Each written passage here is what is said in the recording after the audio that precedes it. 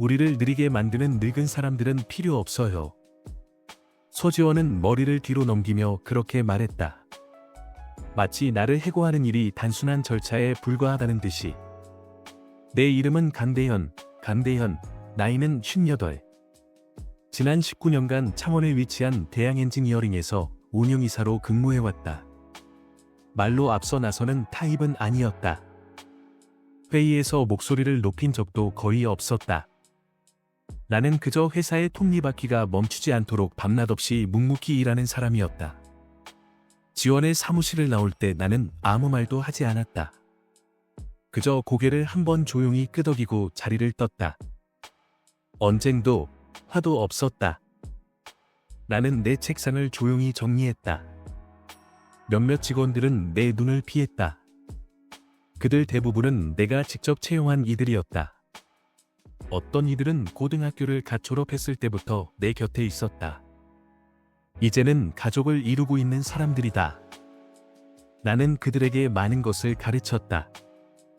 하지만 이번에는 아무도 아무 말도 하지 않았다. 그 침묵은 어쩌면 하나의 고백이었다. 대안은 47년 전 서병철 회장이 창립한 회사였다. 그는 집 뒷마당에 기계를 하나 들여놓고 이 사업을 시작했다. 수십 년에 걸쳐 회사를 5천만 달러 규모의 기술 기업으로 성장시켰다. 건강이 악화되었을 때는 경영을 나에게 맡겼다. 넌 양심껏 일하는 유일한 사람이야, 대현. 그는 언젠가 그렇게 말했었다. 하지만 이제 그의 29살 딸 서지원이 나타나 MBA 학위와 서울에서의 2년간의 트렌디한 경험을 내세우며 회사에 젊은 피가 필요하다고 말했다. 사실 그것은 단지 포장이었다. 예전엔 어떻게 일했더라? 라는 질문을 던지는 사람들을 내쫓기 위한 핑계에 불과했다. 나는 박스에 19년간의 삶을 담아 트럭에 실었다. 시동을 걸기 전에 잠시 운전대 앞에 앉아 멍하니 바라보았다.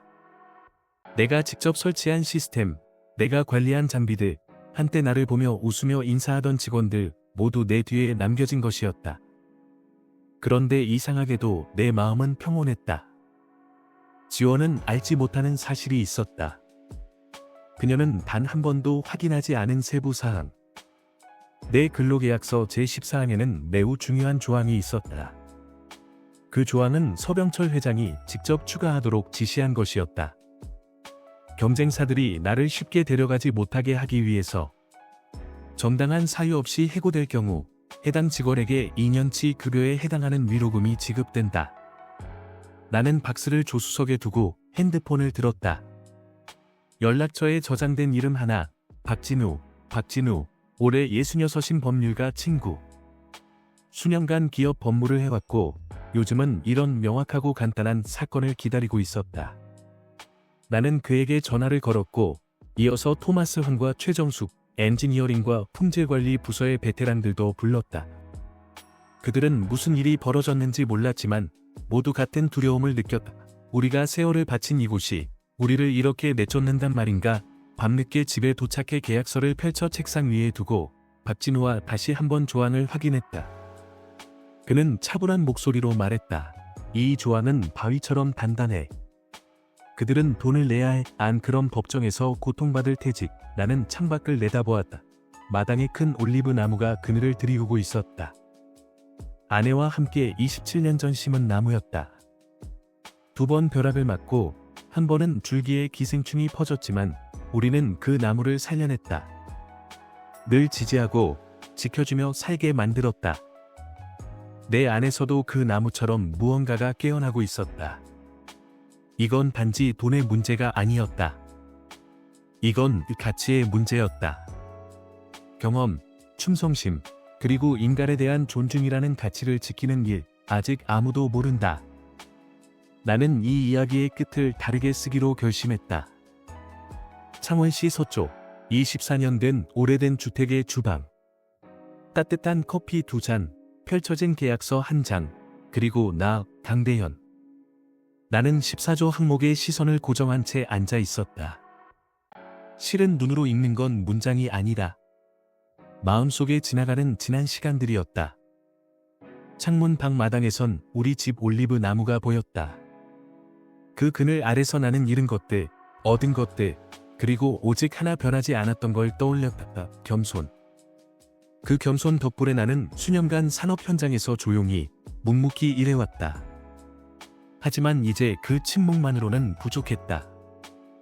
서병철. 그가 처음 나에게 다가온 건 20년 전 대양의 자재관리팀에서 낡은 시스템이 멈춰버린 걸 아무 말 없이 복구했을 때였다. 공학 학위는 없어도 자네 눈엔 디테일에 대한 존중이 있더군. 그 말이 그의 첫 평가였다. 그의 사무실로 처음 불려갔을 땐 손에 땀이 흥건했다. 혼날 줄 알았다. 아니면 뭐 간단한 지시라도 내릴 줄. 하지만 그가 한 건 단 하나의 질문이었다. 대현 씨, 자네는 이 회사의 미래가 뭐라고 생각하나? 그때는 답을 못했지만 결국 난 내 방식대로 대답했다. 경험에서 나온 안정성. 병철 사장은 단순한 상사가 아니었다.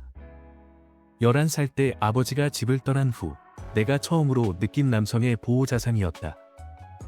엄마는 재봉틀로 세 아들을 키웠고 나는 기술고등학교 졸업장 하나 들고 자동차 공장에서 구조조정 당한 채 이 일에 뛰어들었다. 학위가 엔진을 만드는 건 아니야. 경험, 집중, 그리고 양심이 만들지. 면접 때 그가 내게 해준 말, 그 말 한마디가 내 인생을 바꿨다. 2년 만에 나는 운영팀장이 됐다. 밤엔 혼자 공장에 남아 시스템 코드를 분석했고 낮엔 현장에서 직원들과 땀 흘렸다.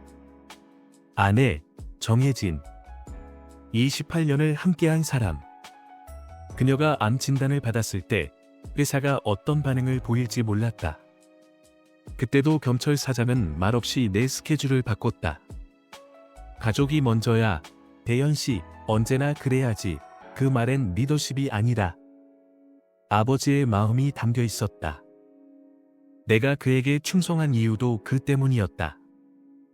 하지만 지금은 그의 딸 서지원이 회사의 현대화를 명분 삼아 PPT와 숫자만으로 모든 걸 판단하고 있다. 사람들의 삶에 어떤 파장이 가는지는 모르는 듯했다. 주방에 전화벨이 울렸다. 화면엔 익숙한 이름 서병철. 순간 망설였다. 하지만 19년의 신뢰는 단 하나의 통화로 사라지지 않는다. 대현 씨. 그의 목소리는 힘이 없었다. 지쳐 있었고 어딘가 죄책감이 묻어났다. 어제 무슨 일이 있었던 거지? 따님께 여쭤보세요. 나는 조용히, 감정 없이 그러나 단호하게 말했다. 몇 초간의 침묵. 지금 자네가 변화에 반발하고 경영에 이의를 제기했다던데. 나는 대답하지 않았다. 그 침묵 속에서 질문 하나 떠오른다. 정말로 대현이 그런 짓을 했을까? 효과 작동 중. 병철 사장은 내가 어떤 사람인지 누구보다 잘 알고 있었다. 심지어 그의 딸 입으로 들은 이야기마저 선뜻 믿지 못하고 있었다. 자네답지 않은 얘기야. 하지만 자네가 법적 절차를 밟고 있다던데 맞나? 예, 박진우 변호사가 맡고 있습니다. 그는 깊은 숨을 내쉬었다. 내가 그에게 계약 검토를 맡겼지. 그런데 지원이는 이걸 집안 정리로 받아들이고 있나 봐. 자네, 그리고 토마스, 정숙 씨. 50대 이상 직원들 전부. 내 주먹이 저절로 쥐어졌다. 토마스는 우리 수석 엔지니어였다. 정숙은 품질 관리를 마치 자신의 신념처럼 여기던 사람이었다. 그들은 대양의 기둥이었다. 이게 당신이 원했던 거요, 병철 사장님? 당신 손으로 세운 사람들을 이렇게 버리는 거요? 아니야. 아니, 난 그 애를 믿었어.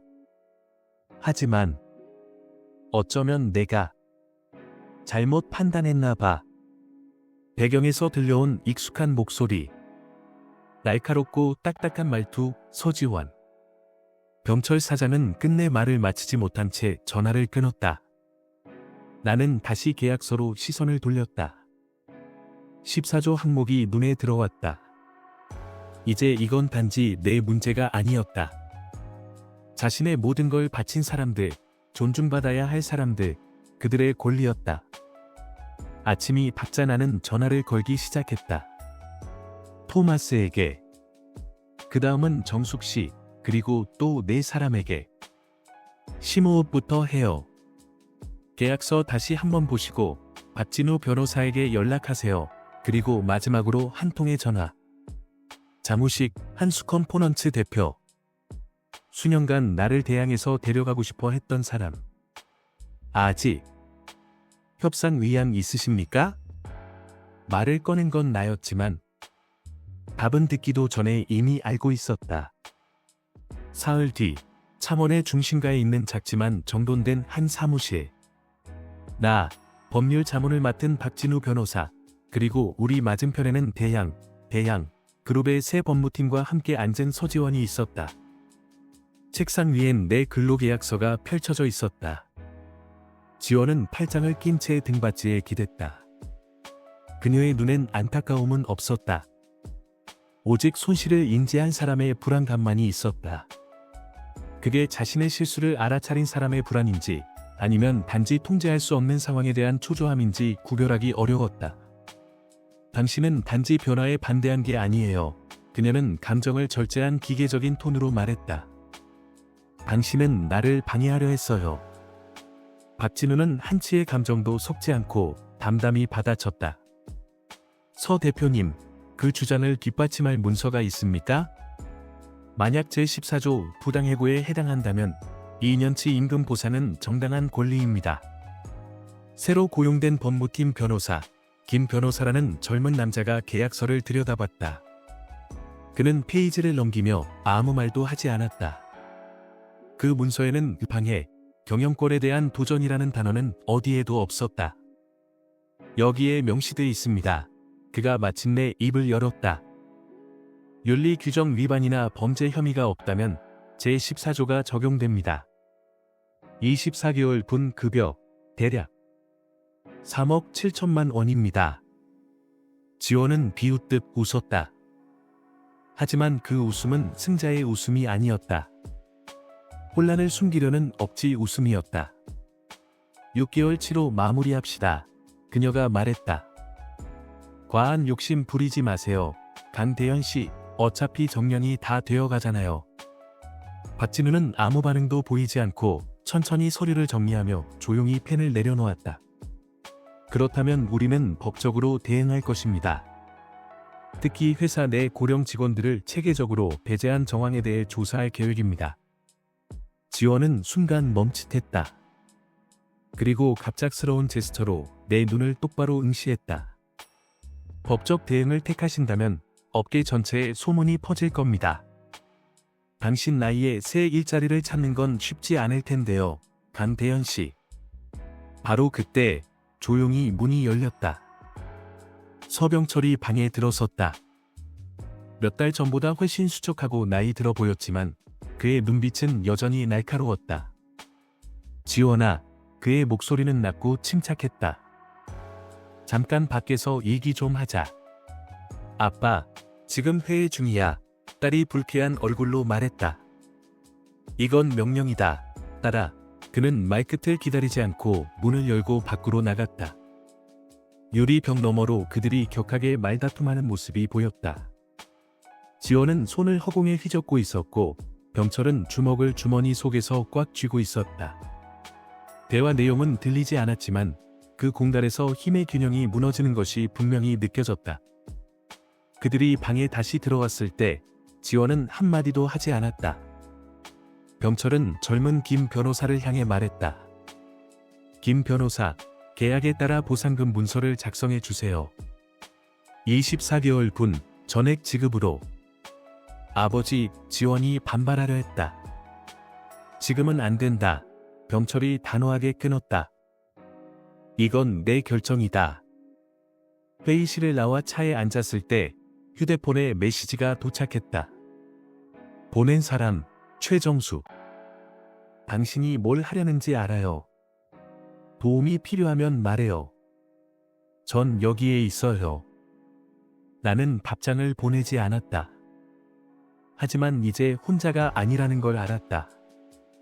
단순히 보상을 받는 게 아니었다. 나, 토마스, 정숙, 그리고 다른 이들. 우리는 새로운 무언가를 시작하려 하고 있었다. 지원이 지워버린 그 모든 경험을 새로운 땅에서 다시 살아내려 하고 있었다. 그날 밤, 창원 시내의 한 조용한 레스토랑 구석 테이블에서 장우식과 마주 앉았다. 그는 몇 년 전부터 나를 영입하려 애쓰던 인물이었다. 차 한 잔을 마신 후 나는 고개를 들어 그에게 말했다. 연봉은 관심 없습니다. 지분을 원합니다. 새로운 부서를 직접 만들고 싶습니다. 그는 미소 지었다. 그리고 처음으로 나와 단순한 계약 관계가 아닌 공동 창업을 논의하기 시작했다. 한 달 후 창원 북부 외곽에 위치한 낡은 창고 앞에 서 있었다. 녹슨 철문, 먼지 낀 창문, 금이 간 벽면. 하지만 나는 이 건물을 보며 과거가 아닌 기초를 떠올렸다. 안에서는 장우식과 그의 물류팀장이 테이블 위에 도면들을 펼쳐놓고 있었다. 바로 옆엔 토마스 환 전직 수석 엔지니어, 가 디자이너들이 쓰는 대형 도면지에 무언가를 그리고 있었다. 그의 눈빛은 오랫동안 정치적 관리에 질려있던 기술자가 다시 숨을 쉬는 사람의 눈빛이었다. 이 회사, 이름은 뭐로 할 건가요? 토마스가 물었다. 우리가 새로 설립하려는 회사를 가리키며 나는 잠시 침묵했다. 이름은 단지 이름이 아니었다. 그것은 혼을 담고 의미를 부여하는 것이었다. 성환 정리일, 송건 프리시전. 나는 마침내 말했다. 성환은 고어로 단단한 돌, 기초라는 뜻이죠. 토마스는 고개를 끄덕이며 미소 지었다.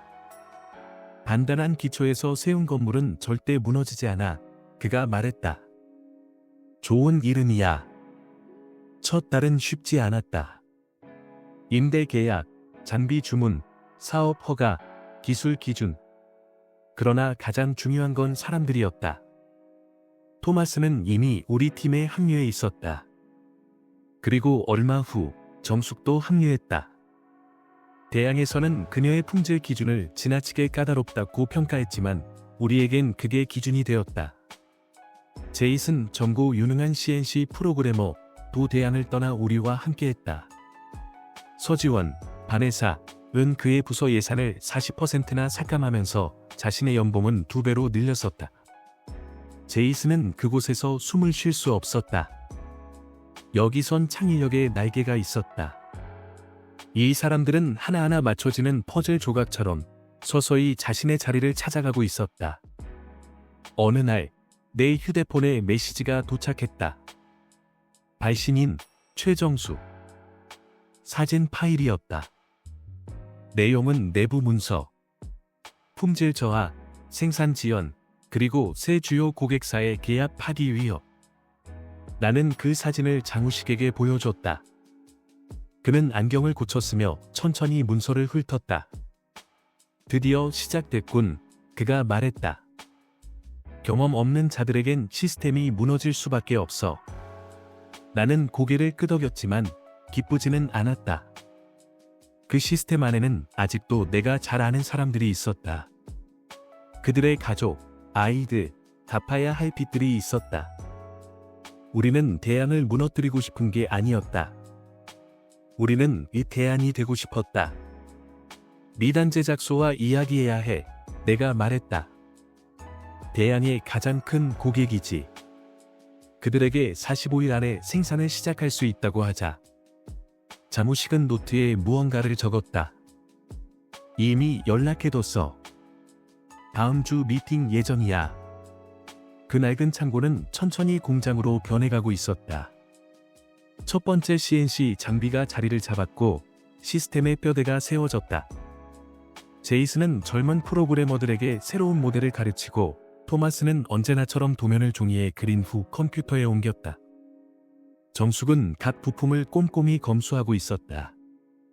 그녀의 눈은 보기도 전에 문제를 느끼는 눈이었다. 그 모든 한가운데에서 나는 강대현 다시 30살이 된 듯한 기분이었다. 하지만 이번엔 달랐다. 이번에는 시스템을 만드는 것이 아니라 문화를 만드는 중이었다. 그날 저녁 사무실로 혼자 돌아왔다. 불을 모두 끄고 창밖 어둠을 바라보았다. 휴대폰이 울렸다. 화면에 뜬 이름 서병철. 전화를 받았다. 대현이. 그의 목소리는 떨리고 있었다. 얘기 좀 하자. 듣고 있어요. 잠시 점쩍. 그리고 그 침묵 속에서 진실이 흘러나왔다. 내가 뭘 하고 있는지, 누구를 끌어모았는지 다 알고 있어. 이건 단지 새로운 일이 아니잖아. 그렇지? 나는 대답하지 않았다. 하지만 그 침묵 자체가 대답이었다. 나는 내 딸을 지키고 싶었어. 그런데 이제 보니 정말 지켜야 할 건 회사였더군. 지원이는 회사를 팔고 있어. 설비도, 프로세스도 전부 청산하고 있어. 나는 그녀를 막지 못했어. 그는 한숨을 쉬었다. 이 사진이 널 만나고 싶어 해. 오늘 저녁 7시 우리 집으로 와줘. 토마스랑 함께. 방법을 찾아야 해. 아니면 대안은 정말로 사라져버릴 거야. 나는 창밖의 새 공장을 다시 바라보았다. 건강하고 지속 가능하며 깨끗한 세계. 그리고 무너져가는 옛 세계. 아직도 그곳에서 일하고 있는 이들 위로 붕괴가 다가오고 있는 건물.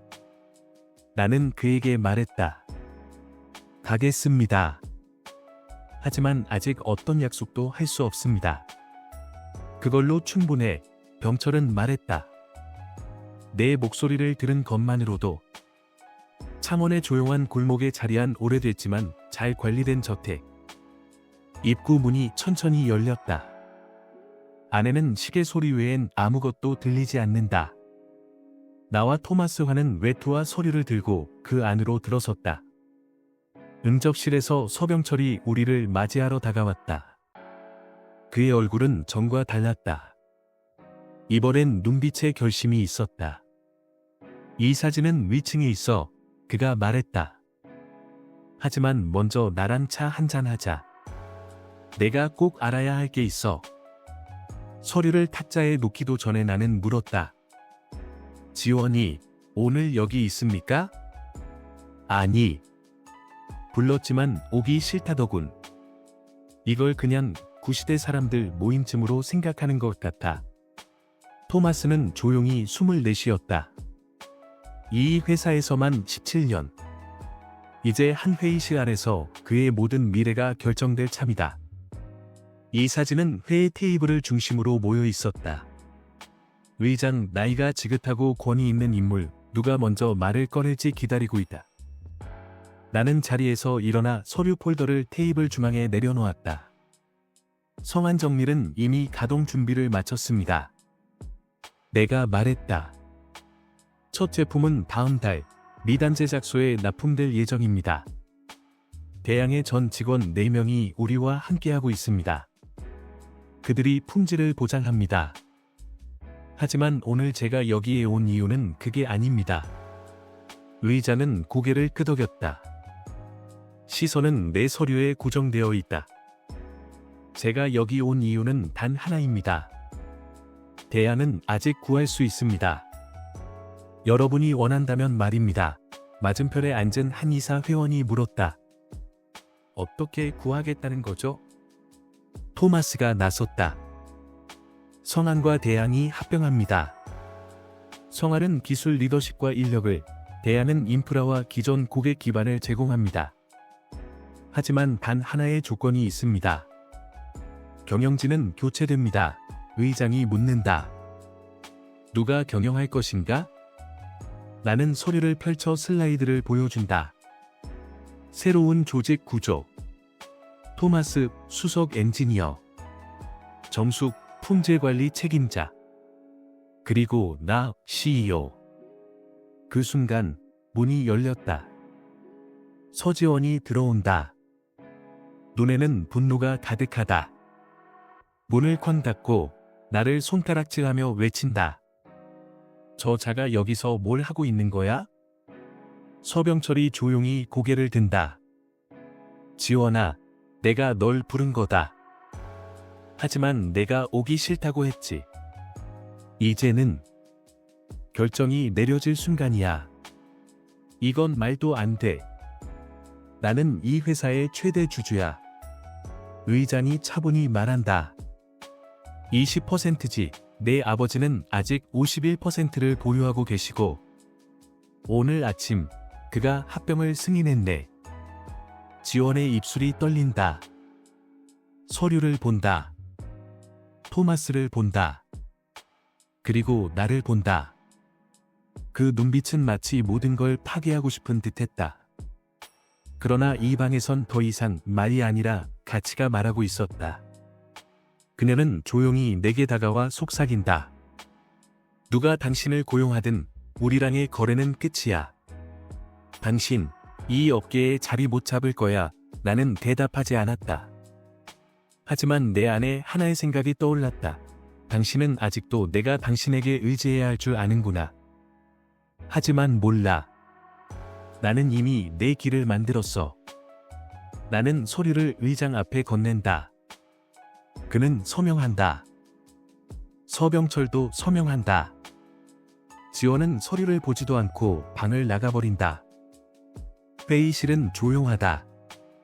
하지만 이건 두려움의 침묵이 아닌 해방의 침묵이다. 나는 토마스를 바라본다. 준비됐나? 그는 고개를 끄덕인다. 이번엔 우리가 기초를 쌓았지. 모든 돌이 제자리에 있어. 서병철이 우리를 바라본다. 지쳐 보이지만 처음으로 진심 어린 미소를 짓는다. 고맙다. 대연아. 내 딸 때문이 아니야. 이 회사를 위해서야. 창원 동쪽의 산업단지. 새롭게 들어선 생산 공장은 이제 완전한 가동에 들어갔다. 입구에는 커다란 간판이 걸려 있었다. 성한정밀 대양 유압 부문. 그 문구는 단순히 두 기업의 합병을 의미하지 않았다. 그것은 또한 두 세대 사이의 노인 다리를 상징했다. 정오 무렵. 나는 2층의 관찰 플랫폼에서 아래를 내려다보고 있었다. 넓은 작업장 아래는 직원들이 분주히 움직이고 있었지만 이전과는 달랐다. 강요된 노동이 아니라 자부심이 있었다. 제이슨은 젊은 프로그래머들에게 새 CNC 시스템 사용법을 가르치고 있었다. 그 주위엔 자유로운 분위기가 감돌았다. 여기선 모든 목소리가 들렸고 모든 사람이 소중했다. 정숙은 실험실에서 새 부품들을 테스트하고 있었다. 흰 가운, 날카로운 눈빛, 보석 세공사 같은 정밀함. 그녀는 제품만이 아니라 문화를 지키고 있었다. 토마스는 구석에서 설계도를 그리고 있었다. 먼저 연필로, 그 다음 태블릿으로. 기술과 수작업의 이 조화는 이제 성안의 정체성이 되었다. 나는 창밖을 보다가 계단을 천천히 오르는 한 사람을 보았다. 지팡이를 짚고 흐릿한 정장을 입었지만 고개는 높이 들고 있었다. 서병철이었다. 그는 내 옆에 서서 아래의 공장을 바라보았다. 몇 분간 아무 말이 없었다. 그러다 천천히 말했다. 이런 모습은 상상도 못했네. 하지만 내가 세운 회사보다도 훨씬 단단해 보여. 나는 조용히 말했다. 그건 회장님이 닦아놓은 토대 위에 세워졌기 때문입니다. 단지 다른 방식으로요. 그는 고개를 천천히 끄덕였다. 그러곤 주머니에서 봉투 하나를 꺼냈다. 이번 분기 보고서네. 5년 만에 처음으로 이 정도 상승폭을 봤어. 매출이 올랐고 고객 이탈은 멈췄어. 심지어 새 주문도 들어오고 있어. 나는 봉투를 열어보았다. 숫자들은 기대 이상이었다. 하지만 이상하게도 기쁨보다 내 안엔 조용한 만족감이 번지고 있었다. 그날 저녁, 나는 사무실에 혼자 앉아 있었다. 그때 전화가 울렸다. 화면에 뜬 이름은 나치겁다. 서지원. 잠시 망설이다 전화를 받았다. 네, 듣고 있어. 아버지가 그러시더라. 내가 아직도 그분 전화를 받는다고. 심지어 날 변호해주기도 했다고. 나는 내 편이 아니었어, 지원. 하지만 사람들에게 저지른 일들은 반대였지. 그녀는 잠시 침묵했다. 지금 서울이야. 컨설팅 회사를 차릴 생각이야. 아버지께 투자 제안을 드렸더니 직접 돌아와 현장부터 배우면 생각해보겠다 하시더라. 맞는 말이야. 내가 대답했다. 만약 내가 그 제안을 받아들이면 여기서 다시 나의 자리를 찾을 수 있을까? 나는 한참을 말없이 있다가 천천히 대답했다. 먼저 배워. 그리고 그 다음에 물어봐. 그땐 아마 대답이 달라질지도 몰라. 아래층에선 새 주문의 조립이 시작되고 있었다.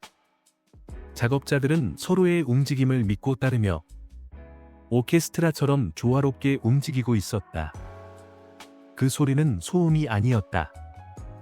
경험과 미래가 만들어내는 하모니였다. 토마스가 내 옆으로 다가와 말했다. 신규 특허 서류 준비 끝났어. 다음 주에 제출하지.